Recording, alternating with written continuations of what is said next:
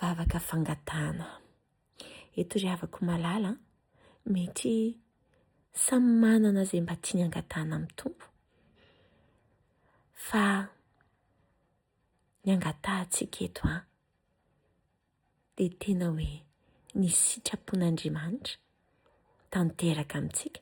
Dia ny tsefatsefany eny ihany koa hiato kely amelantsika tsirairay avy anonona izay etaetam-pontsika eo anatrehan'ilay Andriamanitra raintsika. Mankasitraka anao izahay Kristy mpanjaka, menao izao fotoana izao. Tena tsapanay fa fotoana maminao tokoa ny itenenanay sy resanay aminao. Ankafizinao izany Jesoa dia isaoranay anao. Ianao niteny taminay, nambaranao taminay fa mangataha dia omena ianareo. Ankehitriny mbola tsy nangataka ianareo izay mahatonga anareo tsy manana. Tompo ny teninao tokoa no azonay ankehitriny izay dia mangataka aminao. Voalohany indrindra Jesoa, ny angatahanay aminao dia ny fahaizanay mivavaka sy ny fahaizanay mangataka izay zavatra tena mahasoanay. Ampianaro izay Jesoa, hay angataka ilay azo mitondra, ilay voankazo, fa tsy ilay voankazo ihany. Ampianaro izay Jesoa, hay angataka ny fototra ny zavatra rehetra, fa tsy ilay voany ihany.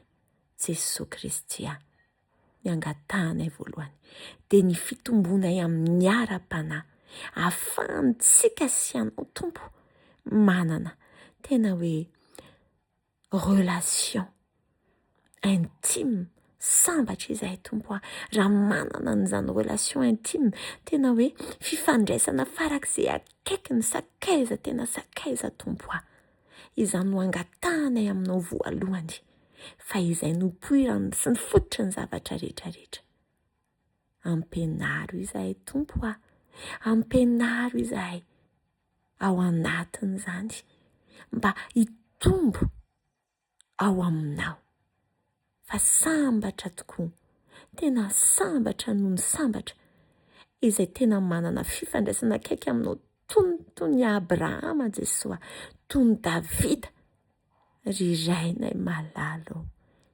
Ka tena niteny ianao, nahita olona araka ny foko ary nataonao niavaka ireo mpanomponao ireo. Mamy anie Jesoa malala izany ka izany no angatahanay voalohany. Maro ihany koa ny etaeta izay ao anatinay, inoy izany Tompo. Angatao izay ireny fonao.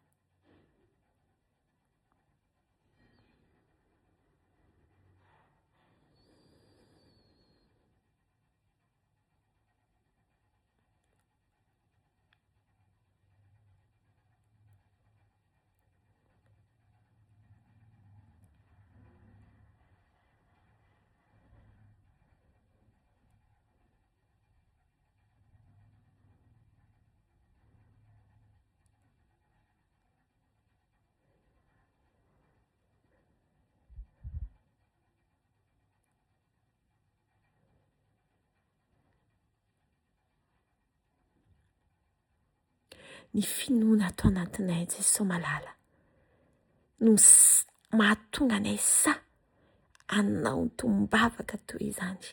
Ianao ilay efa niteny hainy mino ny zavatra rehetra. Ianao ilay efa niteny fa amin'ny alalan'ny vavaka tokoa no ahafahanay manokatra. Ny lanitra Jesoa malala ety hatantakiny any an-danitra ho ianao. Misaotra Jesoa malala. No ny anaranao nanaovana izany tombavaka izany. Amen.